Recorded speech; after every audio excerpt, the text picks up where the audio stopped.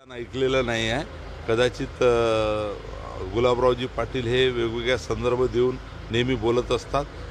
तेव्हाची परिस्थिती काय होती, कोणाला कशा पद्धतीने विषयाला धरून ते बोलले याची माहिती घेऊन मी या संदर्भात खुलासा देईन। धोरण खरं तर भारताचा शत्रू आहे, त्याला आणण्यामध्ये सरकारला यश आलेलं आहे। त्याच्या फाशीच्या शिक्षेसाठी देखील आता प्रयत्न केले जात आहेत। किती मोठं यश आहे सरकारचं? नक्कीच हे मोठं यश आहे, कारण या देशाची धुरा सन्माननीय नरेंद्र मोदी साहेब यांनी जेव्हा हातात धरली तर एक पारदर्शक सरकार, कायद्याचं पालन करणारं सरकार, संविधानाचं पालन करणारं सरकार म्हणून देशभरातल्या आज अनेक घटनावरून आपल्याला लक्षात येईल आणि या माध्यमातून देशामध्ये एक शिस्त आणि कायद्याचं राज्य निर्माण व्हावं अशा पद्धतीचा प्रयत्न केंद्र सरकारच्या वतीनं सातत्यानं चालू आहे आणि येणाऱ्या काळामध्ये सुद्धा आपल्याला बऱ्याच गोष्टी पाहायला मिळतील।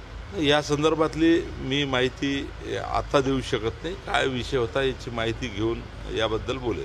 अर्थकार्यासंबंधी तक्रारीच्या वारंवार चर्चा होतात, आपल्याकडे अशा तक्रारी आहेत, आपल्या कधी फाईल अडल्या आहेत वगैरे असं काही कधी झालं नाही? कधीच असं मला तरी आढळलं नाही। राज्यातल्या माझ्या खात्याला आतापर्यंत जेवढा प्रपोज आम्ही केलं होतं तेवढं नियतव्य मिळालेलं आहे, तेवढं प्रत्यक्ष अनुदान म्हणजे नियतव्य मंजूरसुद्धा झालेलं आहे आणि मोठ्या प्रमाणात या ठिकाणी जलसंधारण खात्याला याच्यापूर्वीसुद्धा पैसे मिळाले, आतासुद्धा पैसे मिळालेले आहे। मी सुद्धा राज्यात 4दा मंत्री झालो आहे आणि 5दा निवडून आलो आहे आणि म्हणून आता ठीक आहे, काही थोडंसं वेगवेगळ्या योजना राज्यामध्ये चालू असतात, जसं लाडली बहीण आहे किंवा वेगवेगळ्या नवीन विकासाचे प्रकल्प, त्यावेळेस थोडंसं निधी वाटपामध्ये 19-20 होतो, परंतु याचा अर्थ असा नाही की खात्याकडे दुर्लक्ष आहे किंवा खात्याला पैसेच मिळत नाही आणि म्हणून खात्याला या ठिकाणी निधी मिळालेला आहे, माझ्या तरी खात्याला मिळालेला आहे आणि चांगले काम करण्याचा प्रयत्न आमचे सर्व विभागाचे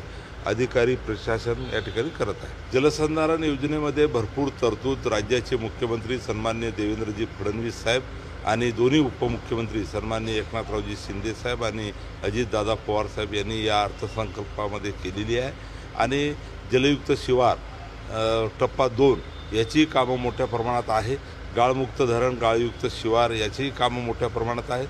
त्याच पद्धतीनं 600 हेक्टरच्या आतमधले जे काही छोटे तलाव आहे, मग पाझर तलाव असतील, साठवण तलाव असतील, मायनर टँक असतील, या माध्यमातून मोठ्या प्रमाणात या ठिकाणी सर्व कामं राज्यभरात चालू आहे आणि येणाऱ्या काळामध्ये सुद्धा नाला सरळीकरण असेल, वेगवेगळ्या NGOंना आणि वेगवेगळ्या संस्थेला सोबत घेऊन या सर्व गोष्टींना आम्ही जलसंधारणाची कामं या ठिकाणी मोठ्या प्रमाणात राज्यामध्ये करतो आहे। सर, आपले सहकारी आहेत गुलाबराव पाटील, असं म्हणतायत की ज्या पद्धतीने आम्ही पक्ष फोडतोय त्या पद्धतीने तुम्ही विद्यार्थ्यांना फोडा, अशा पद्धतीनं शाळेमध्ये एक वक्तव्य केलं आणि ज्या शाळा असं करतील त्यांना 10 लोक। आमदार बच्चू कडू यांनी देखील आंदोलन केलेली आहे, आमदारांच्या घरावर चालू होतं, आपण कशा पद्धतीने? नक्कीच शेतकऱ्याच्या कर्जमाफीबद्दल शासनाची भूमिका ही अतिशय सकारात्मक आहे।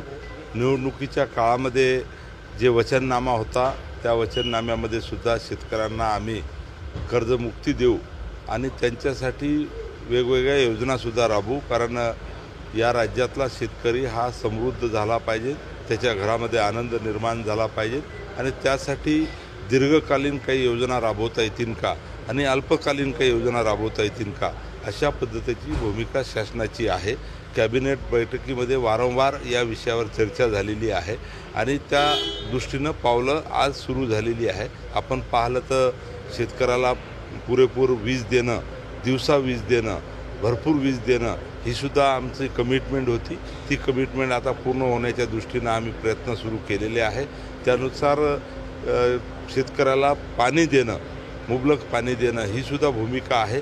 म्हणून राज्याचे छोटे धरणं असतील, मोठे धरणं असतील, ज्या मोठ्या प्रकल्पात शेवटच्या टोकापर्यंत खरं तर पाणी जात नव्हतं, अनेक कॅनल्स आणि अनेक प्रकल्प आहेत, परंतु सिंचन क्षमता पूर्ण होत नव्हती आणि म्हणून PDNच्या माध्यमातून, लाईनिंगच्या माध्यमातून अशा सर्व प्रकल्पाचं येणाऱ्या काळामध्ये पाणी शेतकऱ्याच्या शेतापर्यंत पोहोचण्याची भूमिकासुद्धा शासनाची आहे आणि म्हणून अशा अनेक गोष्टी आहेत, म्हणजे वीज देणं, पाणी देणं, चांगलं त्याला बियाणं देणं, त्याला चांगली खतं देणं आणि त्यासोबत त्याला कर्जमुक्त होऊन परत त्याचा मनोबल आणि मनोधैर्य वाढवण्यास